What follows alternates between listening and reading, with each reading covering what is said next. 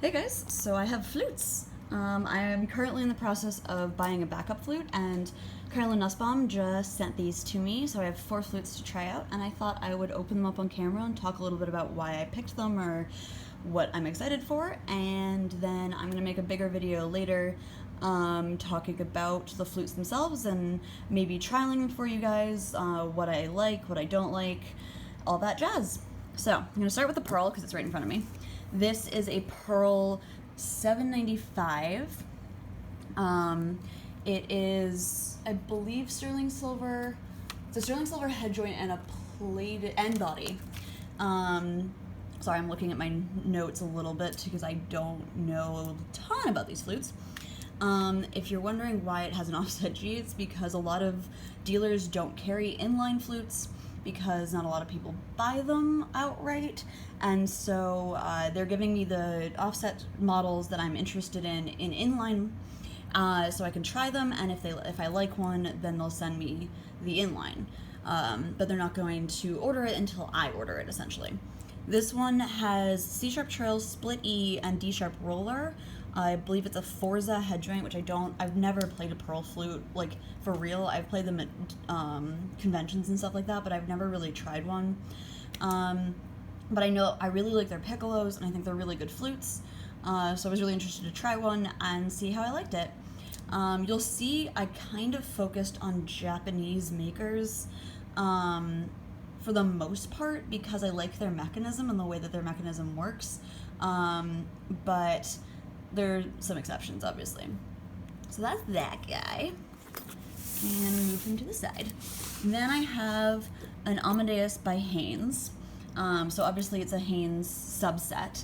For those of you who don't know, there's a lot of makers that have like a secondary brand, like Powell by Sonare, Amadeus by Haynes. There's another one I'm about to show you as well. I do play a Haynes flute, so it makes sense that I would look at their other flutes, because that was probably going to be the closest to the instrument that I play normally. And the idea is to have an instrument that kind of can step in if I have to. So this guy is again offset, obviously. This one doesn't have a split E, which is good because I won't have a split E normally. Does have a C-sharp trill, doesn't have D-sharp roller, and I believe it's a Haynes classic cut head joint. So basically the way this flute works is it's a body probably machine made, probably not in the US, and then the Haynes handmade head joint goes with it. That's how Powell Sonares work, and that's a lot of typical secondary brands for big makers are like machine made bodies. They're probably good quality bodies, but they're not handmade, obviously. And then they put one of their really nice head joints with it, so you kind of get best of both worlds at a lower cost. A lot of people really like the Powell Sonares, especially. I don't know as much about Amadeus, but since I play a Haynes, I figured I would try it. My camera cut out while I was saying this, but the Haynes is the 700 series, or the Amadeus by Haynes is a 700 series. And then we get this guy, which is a 500 series. I think it's the 577 because that's the offset model, but I do not remember anymore. 577, I was right. So I used to play a Yamaha 687, which is one model up. I don't really know what the difference between the 500 and the 600 series are, but this one obviously is offset, C-sharp trill, split E, because I think they come standard on Yamahas now, and then the AM cut head joint, which I think is what I used to play, but I do not remember anymore because I haven't had that flute in a while. But obviously I used to play this, essentially an instrument like this, so I thought it would be a good one to try since I really did enjoy it. It just didn't always fit my needs, and since this isn't meant to be an instrument that I play all the time, it might be a good thing. Yeah, this one's pretty cut and dry. I think Yamahas are great instruments, and I think they make really, really nice intermediate and beginner flutes. So yeah. And then the last one is an Izumi. It is the AZ3 model. Hold on one second.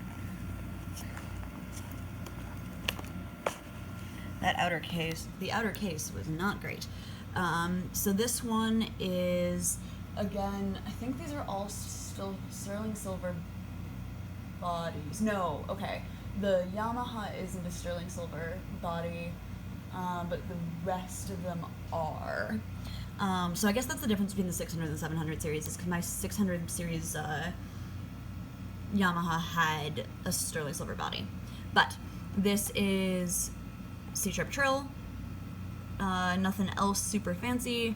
It's a Z-cut head joint, so Izumi is Altus's secondary brand, so it has an Altus Z-cut head joint, and then the Izumi body.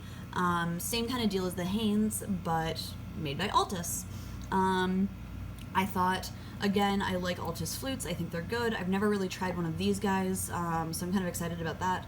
But it's an affordable, good instrument from a good maker, and there's nothing wrong with that. So yeah, these are the 4. I'm really excited to try them out and see if anything suits my fancy. I'm a little sad that I couldn't get inline flutes, but I kind of knew that coming in. When I tried my professional flute, I had the same problem, so I really did know that was a thing that was going to happen, but it kind of isn't the best for me, but I can get an idea of the keywork and how they play, and then get an inline version and conquer the world and all that. So yeah.